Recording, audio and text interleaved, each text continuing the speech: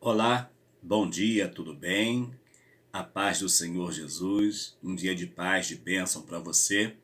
Eu trago para você, para o nosso canal, para abençoar a tua vida, o quarto capítulo que eu estou fazendo aqui, uma síntese, trazendo aí uma palavra especial dentro de um tema do meu amigo Isaías Joca. Ele escreveu um livro e eu achei interessante o tema desse livro que ele escreveu, que diz O Coração Missionário de Maria. E falando com ele então, eu disse para ele que estaria reproduzindo no meu canal do YouTube esse livro e ele concordou. É como forma também de ajudar algumas pessoas que de repente passam por alguma necessidade, alguma dificuldade, até mesmo algum tipo de impossibilidade. Esse capítulo 4 que vamos falar hoje fala para quebrar a dimensão do impossível. Ele sempre traz uma história assim interessante que nós estaremos fazendo aqui esta leitura e depois entraremos no tema proposto nesse capítulo de número 4. Diz assim: Acho que é melhor eu desfazer as malas, mas você tem que viajar.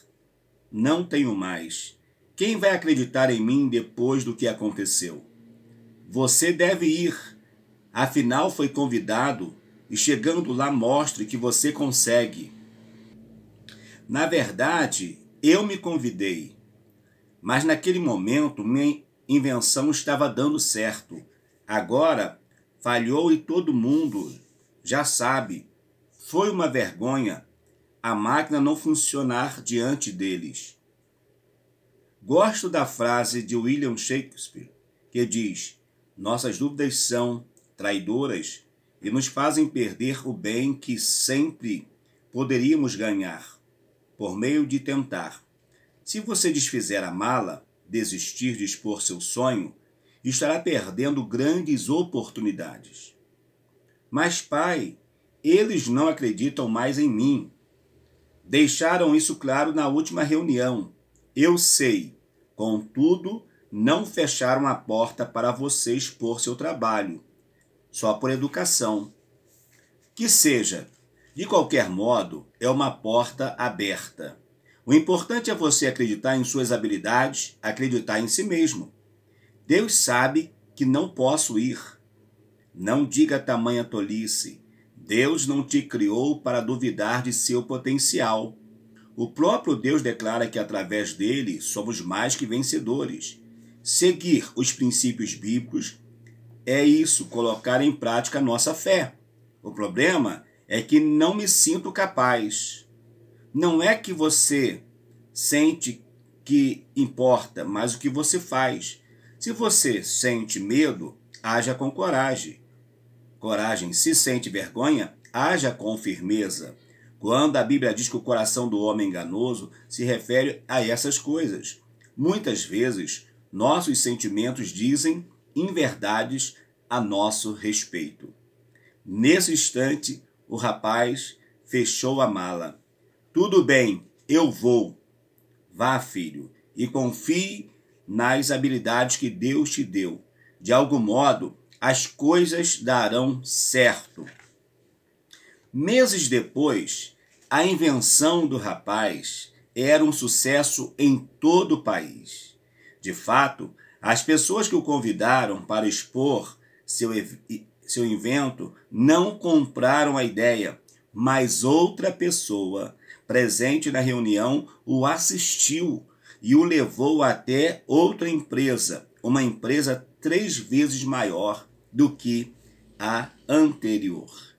Resumo: se ele não tivesse ido por causa da situação que ele viveu na primeira empresa, ele fecharia a porta para uma empresa 3 vezes maior do que aquela. Nós vamos ver então que na vida espiritual também é assim. Quando nós não sentimos a vontade para viver o que Deus estabeleceu na nossa vida, por medo, por pensar que somos incapazes, verdade, às vezes podemos até ser incapazes, mas quem nos dá condição de vencer e triunfar é o Senhor. Por isso que o tema é sugestivo para quebrar a dimensão do impossível. E eu quero deixar a leitura que está em Lucas capítulo 1, versos 37 e 38, que diz assim: porque para Deus nada é impossível. Disse então Maria: eis aqui a serva do Senhor. Cumpra-se em mim segundo a tua palavra. E o anjo ausentou-se dela. Então nós vamos ver que Maria se julgava incapaz, de repente, até de gerar o Senhor Jesus. Mas o Senhor vai tratar, o anjo vai tratar com ela e ela vai entender isso e o milagre vai acontecer. Vamos lá ao texto principal do livro? É muito comum sermos tentados a não crer nas coisas pelas quais sonhamos e lutamos se elas darão certo. Assim como somos tentados a não acreditar em nós mesmos, mas o que são os princípios bíblicos? O que são? Não são a nossa diretriz? Não são os princípios bíblicos que vão nos direcionar? Seguir a Bíblia não significa tomar a direção que ela ensina? Então falamos, eu confio em Deus, mas ele sabe que não posso? Que Deus é esse? Que você confia nele, já confia com dúvida, de que você é incapaz, de que você não vai saber tomar a decisão correta, que você não vai saber agir da forma certa? Não pense desta forma. Deus lhe deu condição, Deus lhe chamou e está lhe confiando algo maravilhoso. Não, Deus não sabe disso, muito pelo contrário, Jesus disse, porque Deus não nos tem dado espírito de covardia, mas de poder, de amor e de moderação. Paulo, escrevendo na segunda carta a Timóteo, capítulo 1, verso 7. Nós não recebemos da parte de Deus, do Espírito Santo de Jesus Cristo, um espírito covarde. O nosso espírito, o espírito humano, por mais que a nossa carne seja fragilizada, mas o nosso espírito humano, ele tem um desejo de aproximar-se de Deus e viver a dimensão de que Deus tem estabelecido. E com isso, não é só o espírito que vai ganhar, a alma e o corpo também vai ganhar essa bênção. Então Deus te conhece e Deus não trata com derrotado, Deus não trata com perdedor, Deus trata com vencedor. Se você está assistindo esse vídeo, acredite, Deus está tratando com você também, porque você já é um vencedor e daqui a pouquinho mais será ainda mais do que vencedor em Cristo Jesus. É só você tomar a decisão correta, a escolha perfeita na sua vida. Ou seja, Ele nos deu autoridade para fazermos o melhor onde quer que estejamos. Mas vem outro e retruca. Mas eu não sei falar, sou assim com o meu filho, porque meu pai era desse jeito comigo. Ou dizem, não vou tolerar meu chefe, porque ele não passa de um fanfarrão. Ou ainda, não vou lutar pelo meu casamento, porque é óbvio que não vale a pena. Tudo começa com o que pensamos e depois refletimos. Isso em palavras. E palavras negativas denotam em atitudes impensadas, improdutivas, destruidoras. Relacionamentos entre pai e filhos, patrão e empregado ou cônjuges têm desmoronado por falta de respeito no falar. Quando a pessoa libera uma palavra que vai mexer com a pessoa, com a moral da pessoa, com o jeito da pessoa, tende a se tornar pior a cada momento. Por isso que nós temos que saber como tratar, como falar. Então, o que está acontecendo? Onde está a prática dos princípios bíblicos? Percebo que pessoas leem pouco a Bíblia. Isso é uma realidade muito grande. Quanto a praticá-las, raros fazem isso. Poucos parecem lembrar-se do que o apóstolo Paulo ensinou. A vossa palavra seja sempre agradável, temperada com sal, para que saibais como convém responder a cada um. Colossenses capítulo 4, verso 6. A nossa palavra tem que ser temperada e, ao mesmo tempo, agradável àqueles que estão ouvindo. Aqueles que estão conversando comigo têm que sentir algo interessante, algo bom quando eu estiver falando, ministrando, conversando sobre o assunto. Principalmente quando o assunto for um assunto referente ao nome do nosso Senhor e Salvador Jesus Cristo. Tentar fazer algo dar certo dá trabalho, pois exige uma conversa constante com Deus, exige fé. E quem quer conversar com Deus? Quantos ousam ter fé na hora da humilhação, na hora da tempestade? Nesses momentos, olhamos para nossos sentimentos e nos deixamos levar pelo senso de injustiça, de mágoa, de tristeza, de autopiedade. Ou seja, somos dominados por uma cadeia de desgostos que não terá fim. Quando o anjo disse a Maria o que aconteceria, ela ficou aturdida, ela ficou sem direção, ela ficou sem saber o que fazer, porque aos olhos humanos, de fato, era algo impossível acontecer. Era algo que, pela lógica, ficaria impossível.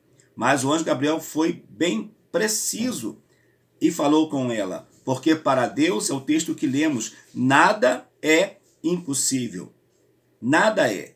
A situação pode ser a pior possível, pode ser a mais negativa, mas se Deus estiver no comando, tome posse da bênção, da vitória e do milagre sobre a tua vida.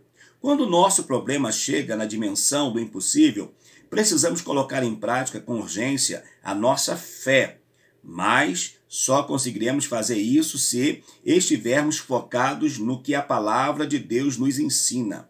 A fé gera esperança, confiança, força e, consequentemente, a fé vai gerar algo extraordinário que se chama milagre. O milagre vai ser gerado através da nossa fé, através da nossa comunhão, através da nossa perseverança naquilo que Deus tem estabelecido. E a fé nos fará tomar posse desta bênção. Mas com a mente presa a sentimentos de lástima ou amargura, a fé não resistirá. Ou seja, se eu ficar pensando somente nas tragédias, somente nas decepções, somente nas coisas que já fizeram contra mim, eu não darei espaço para que o sobrenatural de Deus atue na minha vida. E você também não conseguirá tirar desta situação melhor. Mas deposite a tua confiança nele e as demais coisas o Senhor irá realizar, concretizará na sua vida. À medida que praticamos o que a Bíblia ensina, dizemos para o problema que para Deus nada é isso mesmo. Para Deus nada é impossível. E se as coisas não acontecem do nosso jeito, é porque Deus está planejando algo maior. Se lembre da história. O rapaz, decepcionado, porque a máquina que ele havia inventado não tinha funcionado quando ele estava fazendo a apresentação, mas ele, assim, quase desistindo, mas seu pai insistiu para que ele fosse. Ele foi, de fato, a primeira empresa, não contratou o seu trabalho, não financiou o seu projeto, mas uma empresa 3 vezes maior do que a primeira financiou. E ao financiar, eles tornou notório o seu invento. E é assim que Deus faz. Precisamos acreditar, porque senão, se eu não acreditar, se eu não colocar fé no lugar da incerteza que eu possa ter, eu não conquistarei. Porque os meus pensamentos não são os vossos pensamentos, nem os vossos caminhos, meus caminhos, diz o Senhor. Porque assim como os céus são mais altos do que a terra, assim os meus caminhos mais altos do que os vossos caminhos, e os meus pensamentos mais altos do que os vossos pensamentos. Palavra escrita pelo profeta Isaías no verso 8 e no verso 9. Sem hesitação, devemos ter a mesma atitude de fé de Maria, ainda que sem entender claramente o que estava acontecendo e como iria acontecer. Porque mesmo que o Espírito tivesse falado, olha, você vai gerar pelo Espírito. Vai ser o Espírito que vai gerar Jesus no seu ventre. Mas como vai ser isso? Como vai ser? Ela, de qualquer maneira, mesmo sem entender, ela vai se colocar à disposição dizendo, como assim? Então disse Maria, eis aqui a serva do Senhor, cumpra-se em mim segundo a tua palavra, segundo a tua vontade, segundo aquilo que é necessário. Cumpra-se em mim. Lucas 1:38. Deus nos está convocando a dizer, eis aqui, Senhor, para a tua vontade, eis-me aqui, cumpra a tua vontade na minha vida. Faça isso também. Ore desse jeito. Peça para Deus cumprir a sua vontade na sua vida. Principalmente a vontade do Senhor, que é melhor e maior para mim, para você, sabe qual é? É que eu encontre em Jesus Cristo a salvação para minha alma, a libertação daquilo que está me oprimindo, a libertação daquilo que pode se levantar contra mim e até mesmo contra você também. Então, que eu e você possamos dizer para Deus, Deus, cumpra-se em mim a tua vontade, cumpra-se em mim o teu querer. O interessante é que no eis-me aqui de Maria existem alguns segredos, porque com certeza não seria de fácil compreensão para as pessoas à sua volta entender ou aceitar o período de gestação. Como pode? Maria não era noiva de José, nem casou ainda, mas como pode? Ela tem engravidado. Como foi isso? Olha, tanto que José vai tentar deixá-la, mas nós vamos ver que de uma forma assim especial, Jesus estaria sendo gerado no ventre de Maria para salvação nossa, para libertação nossa. Imagine Maria chegando até José, com quem estava de casamento contratado, ou chegando para os seus familiares dizendo, olha, estou grávida por intermédio do Espírito Santo. Isso não seria nada fácil. Alguns até diriam, Maria, você está louca. Como pode isso, Maria? Grávida do Espírito Santo? E aí? Era algo que, quando nós lemos, aparentemente é fácil.